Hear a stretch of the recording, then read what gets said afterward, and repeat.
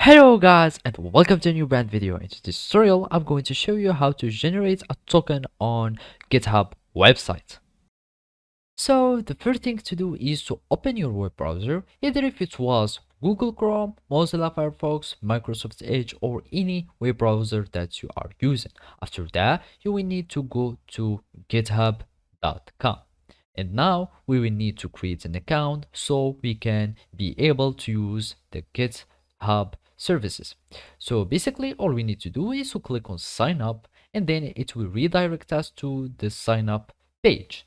And now you will need to add your email, then gmail.com or any other email that you are using. You click on continue, you create a password. So either if it was anything like that, you click on continue and then you will add a username, for example whatever the username was. Now you will need just to type yes or no if you want to have the emails and announcements. So click on no if you don't want to, and then you will need just to solve as a verification, you solve this puzzle. So we start this puzzle identical objects, we do like this, and then you will do like that, and then you will create an account. So basically after you create an account, all you need to do is to verify your email by having copying the code that will be sent to your email, and then you will just paste it here and you will be able to create a new account on GitHub. After that it will sign in you and you will have access to use the GitHub repository. And basically now all you need to do is to follow these simple steps.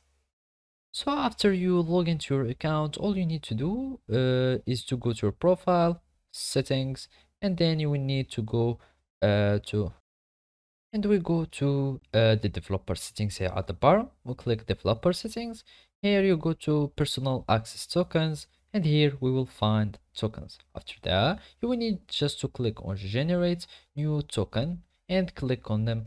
You can give them just a description or a name for something, for example app 1, and then you give it an expiration date.